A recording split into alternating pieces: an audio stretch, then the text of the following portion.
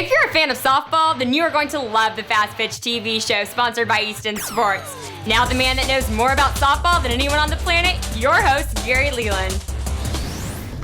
Welcome to the Fast Pitch TV show. Now, if you're watching this episode on YouTube, MySpace, Facebook, or another video sharing site, please check out our website, fastpitch.tv. It's the place to find all of our past episodes and a great place to keep up with future episodes. I'd also like to thank our sponsor, Easton Sports. The truth is, there is a difference. The difference is Easton. Visit their website at eastonsoftball.com. Now, this week I have an interview with John Stratton, coach of the Brackettes Fastpitch team. Now, in case by some chance you're not familiar with the Brakettes, let me give you a quick summary of their existence. They were formed in 1947, and I believe that makes them the longest existing female fast-pitch softball team that there is, okay? They've been in the news quite a bit with their 3,607 games played, 3,242 victories. They've had 3 world championships, 27 national ASA championships, 19 national Hall of Fame members, and 11 members of their team are Olympians, or past Olympians, okay? The Brakettes are clearly the number one name and the number one team in women's fast-pitch softball. So instead of wasting any more of your time, let's go straight to the interview.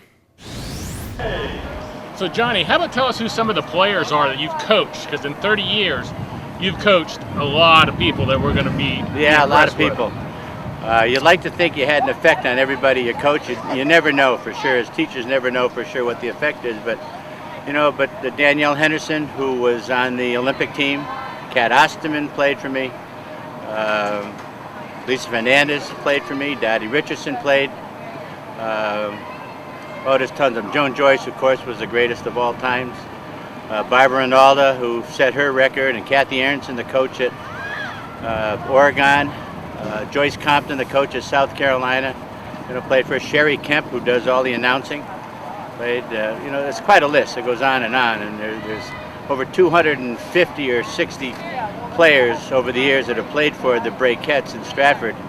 And I've been part of the team. I started as a bat boy in 1947, so I've been with the team for 62 years, going on to 63 this year. So I know about everybody that ever played.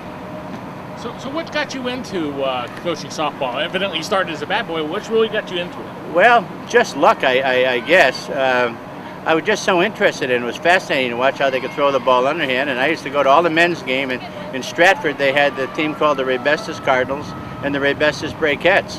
And all the best teams in the world came within 4 miles of my house. So I went to watch them play.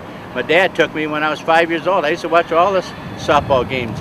And there was a lot of leagues going back then, so in the 50s, 60s, and 70s, softball was big, and it became part of my life. I played baseball up to about 17, 18, then started my own fast-pitch team. And since then, I've been, of course, I've followed the Brakettes since 47. So what do you think has happened to men's softball in particular? There's money. A big drop-off. Money? Yeah, money it got too expensive. I'm part of the sponsors. The guys were married, they had families, and give up a summer, and you have to pay them, 23, even though it's an amateur sport, they had to have jobs. Right. And they had to make, $10,000, $15,000, and that got pretty expensive. Years ago, Dow Chemical had a big team, and the Zollner Pistons out of, Fort Wayne, Indiana, they had great teams, and it just got too expensive. There's some teams in California, the Ganella brothers, and it great teams, but it just got too expensive to run the team. So there's a lack of sponsorship? Yes, money? Absolutely lack of sponsor, and that's what's happened today in the major softball. The breakdown is the kids are starting now at 8 years old, and years ago they didn't. And there's so much good softball in college, and years ago when Joan Joyce played, there wasn't. So they wanted to play summer ball, and they did anything, and they sacrificed everything to play there, and there was more money for sponsorship. Now the sponsorship goes to the 18 and under teams, and the kids pay $2,000 and $3,000, sometimes more, to play in the summer. So that's where all the money is. Dads are willing to take a chance on a couple of grand, hoping that they can get a scholarship somewhere, and it could pay off. So you spend $10,000, $15,000 to get a couple of 40-year, $40,000 scholarships. It's worth every penny. But that's not so in the major division. There's nowhere to go. Hopefully the pro teams keep going. Right now they have 4, and the 5th one we think is going to stay, Washington Glory. the team that dropped out was the Riptide out of Massachusetts, and that's just money. You know, people aren't willing to throw away $300,000 in a season. That's what it costs. It's not terribly expensive. They were hoping they'd pick up some big sponsorships like Kimberly-Clark, some women products companies. You know, I don't know why they don't do that, because it certainly is a great sport. Everybody loves it. It's pure. You don't have the drug situation, you know, steroids and all that kind of stuff. There's nothing to it. So it's just a great entertaining game. It's fast, it's pure. The sponsor I had for the last 12 years loved it because it was so pure. He owned 2 baseball teams, and he said, I like the girls better. The game is more fun to watch. It's quicker, and the enthusiasm they put into it is great. And he says, I'm going to drop my 2 baseball teams, got rid of them, and he kept us. So it's been fun. And you're right about all those reasons. You're right. And speaking of something you said there about scholarships, you know, the people put that money into it for a scholarship. What would you say is a great just piece of advice for a player wanting to get a college scholarship? That you say, hey, here's something you really need to know. Well, coaches look for a couple of things. Number one, they look for left-handed power hitters, kids that can run, and of course they look for pitchers and a couple of good defensive players. And after that, you know, all of them don't get full rides. They get half a ride or a quarter of a ride or just $1,000 or some money. Some of them just go because they think they can get a scholarship, even if it's $1,000, $2,000. But you know, number one is a pitcher. Everybody looks for a pitcher and a good catcher and a power hitter, things like that. So there's a lot of money out there. I mean, all the colleges that play it, so there is money there. Just everybody can't expect to get a full ride because it's not the case. You only allow 12 on a team, so you have to do some academic work too. That's true. Yeah. So, do you have any tips for like young coaches starting out a team? You know, with your experience, do you have something you say, hey guys, this is something you really would probably benefit you if you knew this? Wow, that's a tough question. Of course, you have to have some talent. To go out there and play with no talent at all, everybody loses interest, you know, real quick. And you have to spend your winters, you know, prepping your kids. You have to find an indoor facility that you can use. Of course, you live in Florida, you can be outside, but if you live in the north, then you have to find an indoor facility. You know, run a high school or something for Saturday mornings and work on hitting, and you work on your pitchers and send your pitchers to some pitching coaches. There's a lot of great videos out there to start, and sometimes you just have to learn by the seat of your pants. Most of the guys that do the coaching are ex-baseball guys, and there's a few things that you have to learn about softball. And there's a NAFCA convention, NFCA convention every year. And they have run a great clinic, and I know there's a lot of good clinics around the country, and you can learn a little bit more about the specificities of softball. Now, you've had a lot of these moments in softball you've had probably more great moments in softball than many people will ever experience. What would you say out of all your softball moments, those great moments, was the number one moment in your softball career? Wow. Well, 1958. When the Brakettes won the first national tournament. I wasn't part of the team, but my wife played on that team, and Joan Joyce was the pitcher. But it brought national attention to Stratford, Connecticut, and the Brakettes, and put them on their road to their 28 national titles. My personal one is my first year I managed in 1976, and I won a national title in Stratford in 1976. That was my first. Another one, of course, was the last couple of years when we had lost our sponsor, Ray Bessis, and other sponsors had tried to pick us up. And we won in 2002, and we hadn't won in 10 years. And I think that was a great experience, winning that one. I had a great pitching staff. I had Cat Osterman. I had a girl that pitched for us, Nikki Myers. I had I'm trying to think. I lose some of the name. Casey Clark. I had a great pitching staff, and that's what it takes. You play somewhere between 75 and 80 games. The ring that I have on my finger, I have about 15 of these, but the one that says 78-1, we lost one game in a trip we made to Illinois, and that was that year, 2002. And I had that great pitching staff, and I had Kelly Krepton, who played on the Olympic team, played for me, Kelly Wilkerson, who played on most of the national teams.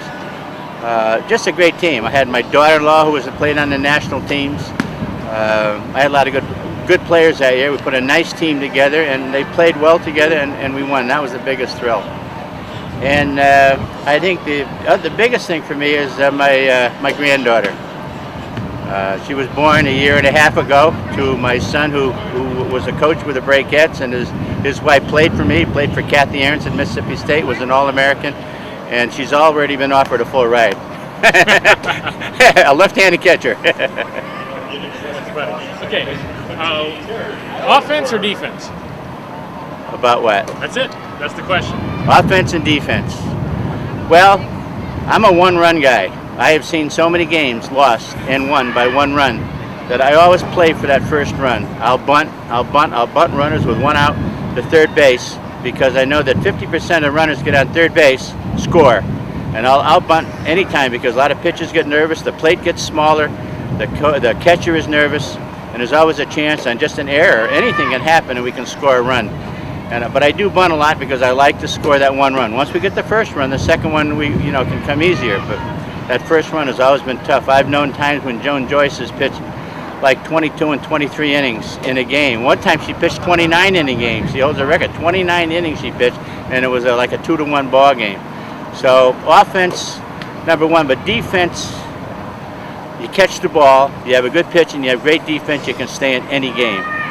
Most coaches say, I'd love to have defense, and maybe I can sneak a run in. A lot of teams have great offense in the score, and they lose, 10-8 or something. They score 8 runs, but they lose. So I would work on my defense first, and then secondly, I start teaching people how to hit. And try to work a run. You try to build runs. You teach kids to build runs.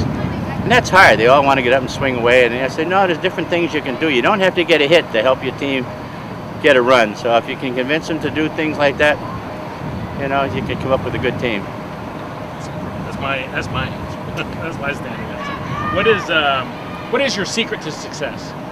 My secret success is Joan Joyce and Kathy Aronson and Dot Richardson and Sheila Cornell's, and we had 11 players on the Olympic team play for me. The secret of success is having some great players. And the other thing is you got to love the game. And I love this game. I've been in it so long. And hopefully I've picked up a lot of good stuff from coaches around, and I have a philosophy of different things. And most of the time it works. We've been successful on quite a few things.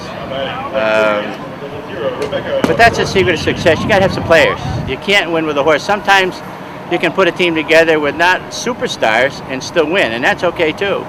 Hard work, but good work. You can't expect mediocrity. I mean, you can't practice with mediocrity, and that's what you get. You can't expect that. You have to play with the top. I like Gino Ariama's philosophy. He's never satisfied. They make one mistake on the floor, and he's upset. They make one mistake, team, and I'm upset. I don't holler at anybody, but I'm upset inside that they're too good to make those kind of mistakes, especially when they're stupid mistakes. Everybody makes an error, but when you make a dumb mistake and throw to the wrong base and don't look at a runner and things like that, those things really bother me. I think maybe because they bother me, maybe that's a key to success too. Because if they didn't bother me, maybe I'd let it go and then you wouldn't be as successful. So that might be the key. But I've been lucky. I was put in a place where the best softball players in the world came to me, and I talked to every one of them.